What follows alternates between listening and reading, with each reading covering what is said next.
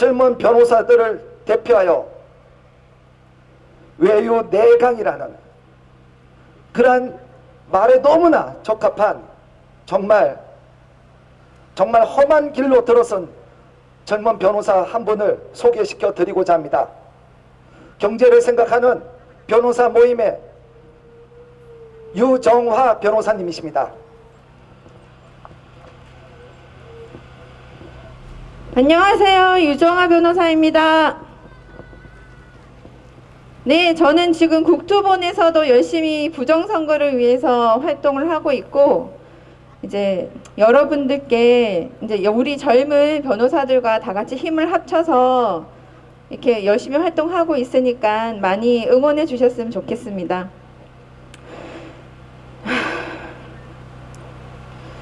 2017년 3월 10일 박근혜 대통령의 불법적 탄핵에 있었고, 당시 이를 반대하며 안국동에서 항쟁하던 시민들의 사망이 속출하였습니다.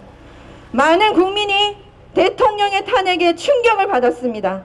그리고 경찰의 무리한 대응이 있었는지, 제가 봤을 때 무리한 대응이 있었다고 그때 당시 판단을 했습니다만, 우리 애국 시민들이 대통령 탄핵 당일 그 소식을 듣고 목숨을 잃었습니다. 그날 우리들은 모두 정신적으로 사망하였습니다. 지금 보수 우파가 간신히 보수의 정신에 명맥을 이어오고 있기는 하나 그 기세가 예전만 못합니다. 4년 전 우리들은 모두 죽었기 때문입니다. 여러분, 당시 탄핵이 정당하였습니까? 박근혜 대통령 탄핵이 왜 가결되었습니까? 아직도 세월호 때문이라 착각하시는 분들께 묻습니다. 헌법재판소는 이렇게 결정했습니다.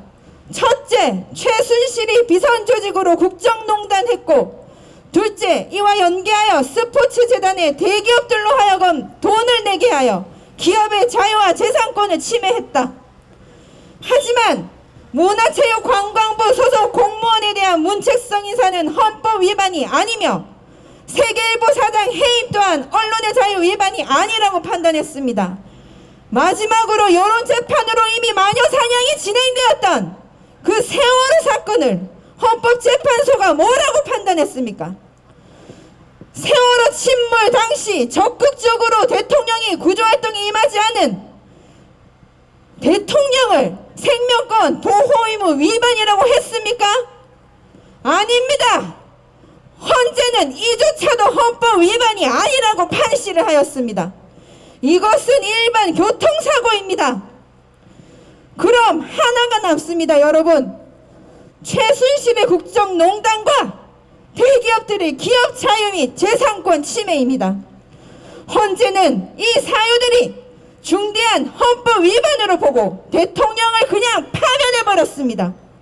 그럼 돌아가서 대통령 탄핵 규정을 말씀드리겠습니다. 헌법 제65조 대통령이 그 직무 집행에 있어 헌법이나 법률을 위반할 때에는 국회는 탄핵의 소추를 의결할 수 있다. 다만 이때 법 위반은 뭡니까, 여러분? 국민의 손으로, 우리의 손으로 뽑은 대통령을 끌어내리기 위한 것으로 매우 중대한 법 위반을 의미한다고 할 것입니다. 만일 박근혜 대통령님이 대통령으로서 중요한 법 위반을 하였다면 추후 형사 절차에서 필연적으로 그것이 바로 중한죄로 엄벌을 받았어야 합니다. 특히 헌법재판소가 인정한 탄핵 사유인 최순실 국정농단은 최소한 대통령의 권한남용을 받아야 하고, 기업 자유 침해는 강요죄를, 기업 재산 침해는 뇌물죄가 성립되어야 합니다. 그런데 대통령의 권한 남용은 무죄입니다. 그리고 기업에 대한 강요죄 또한 어떤 것도 인정되지 않았습니다. 더더군다나 기업의 회장들은 어떠한 강요도 박근혜 대통령으로부터 받지 않았다고 줄줄이 증언한 바가 있습니다. 그럼 이제 기업 재산권 침해가 남는데, 이것이 바로 뜬금없이 나오는 박 대통령의 뇌물죄 부분입니다. 여러분, 정유라가 박 대통령 딸입니까? 최서원과 친하게 나였지만 박 대통령이 이 최순실과 주거와 일상을 함께 했습니까? 그렇지 않습니다. 이것은 그때 수사기관도 법원의 판사들도 다 아는 사실이었습니다. 왜 정유라의 말을 사준 것을 우리 박근혜 대통령에게 뒤집어 씌우는 것입니까? 더 나아가 롯데그룹과 SK그룹의 스포츠재단 출연금을 요구했다는 부분에 있어서 이 돈들이 첫째로 박근혜 대통령 수중에 들어오지도 않았거니와 이를 이익으로 취한 바도 없었다는 점, 그리고 타국의 대통령과 선약했던 스포츠 육성 사업의 시급한 진행이었다는 점에서 이것은 사익이 아닌 국가적 시책을 진행하기 위한 것은 자명한 사실입니다. 그렇다면 이인영 통일부 장관이 2020년 11월 23일 4대 그룹 사장과 부사장을 포함한 경제인들과 회동하여 남북 경제 협력 요구한 건 뭡니까? 그것도 뇌물 아닙니까? 또 문재인 대통령이 지시하여 진행하는 국책 사업에 대통령 대기업들이 돈 넣은 걸 전수조사해서 싸그리 뇌물죄로 고발하면 대법원은 이를 전부 뇌물이라고 판단하지 않을 수 있겠습니까, 여러분? 왜 국민이 뽑은 대통령의 책임도 아닌 일반 해상사고를 빌미로 여론몰이, 마녀사냥을 해놓고 아이들아 고맙다, 미안하다 하면서 본인도 대기업 투자를 유도해서 국가사업에 그 돈을 왜 쓰는 것입니까? 죄도 아닌 것을 죄로 엮어서 헌법재판소 탄핵에 걸맞는 중죄를 대법원이 재단하는 그것이 지금 현재 대법원과 각급 법원이 할 짓입니까? 왜 4년 전 한국에서 시민들이 거리에서 갑자기 돌아가셨을까요? 그날 우리 보수우파의 정신에 내려진 사형 선고로 인해 가슴에 대못이 박혀서 그랬을 것입니다. 이제 우리는 어떻게 살아야 할까요? 앞으로 나아가야 합니다. 이 나라는 현재 사회주의 국가와 되어가고 있고 LH를 보십시오, 여러분. 자기들끼리 땅 따먹기를 하고 여기에 분노하는 국민들을 무시하고 있습니다.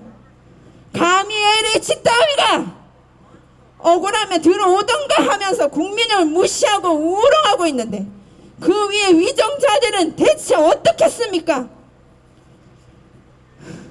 여러분, 벌써 4년입니다. 그날 돌아가신 분들의 넋을 기리며 우리 박근혜 대통령께서 부디 건강하길 기원하면서 우리들도 앞으로 나아가야 합니다. 우리 시민들이 깊은 풀뿌리를 땅에 뻗어내리고 우리 후대를 위해 정신을 단단히 차려야 합니다. 감옥에 계시는 대통령께도 떳떳하고 내 자식에게도 떳떳하고 이 나라를 지켜주신 조상께도 떳떳하기 위해서 이제 우리 보수우파의 시민들이 우리 보수우파 이념을 다시 세우고 다시 일어나야 합니다. 틀딱거리는데 그건 다 헛소리입니다, 여러분. 지나가는 여러분, 그리고 경찰 여러분 눈에 제가 틀딱처럼 보이십니까? 대체 틀딱이 무엇이며 구구가 무엇입니까? 자유민주주의를 사랑하는 사람을 극우다, 틀딱이라 하신다면 저는 기꺼이 극우 변호사, 틀딱 변호사가 되겠습니다. 여러분, 우리 모두를 위해 앞으로 나아갑시다. 그리고 우리 모두 다 함께 용기와 힘을 냅시다. 그리고 하나가 됩시다. 보수파는 분열해서는 안 됩니다. 하나로 뭉쳐야 합니다. 언젠가 거리에서 여러분들을 다시 만날 그날을 기다리겠습니다. 감사합니다. 유정아 변호사였습니다.